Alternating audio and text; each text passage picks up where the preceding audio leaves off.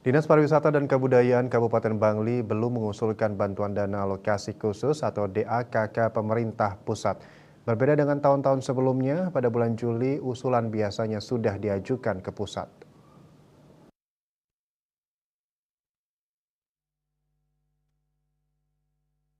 Kepala Disparbud Kabupaten Bangli Iwayan Sugiarto mengatakan alasan pihaknya belum mengusulkan bantuan DAK karena sampai saat ini belum ada arahan dari pemerintah pusat terkait pengusulan DAK.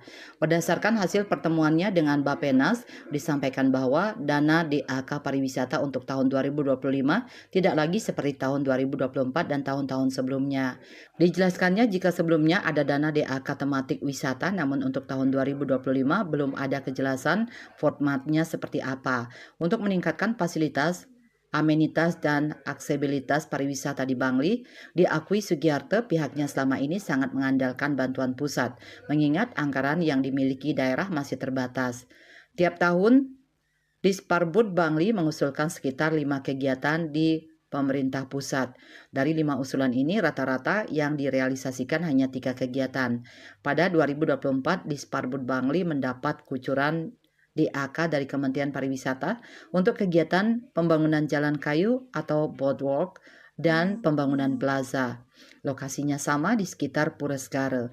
Selain itu, dengan DAK tersebut, Disparbud Bangli juga akan dibangun visibilitas geopark berupa papan panel tersebar di Batur UNESCO Global Geopark. Jika masih diberikan DAK tematik wisata, pihaknya berencana akan melanjutkan kegiatan sebelumnya dengan melengkapinya dengan amenitas lain. Bali Post melaporkan.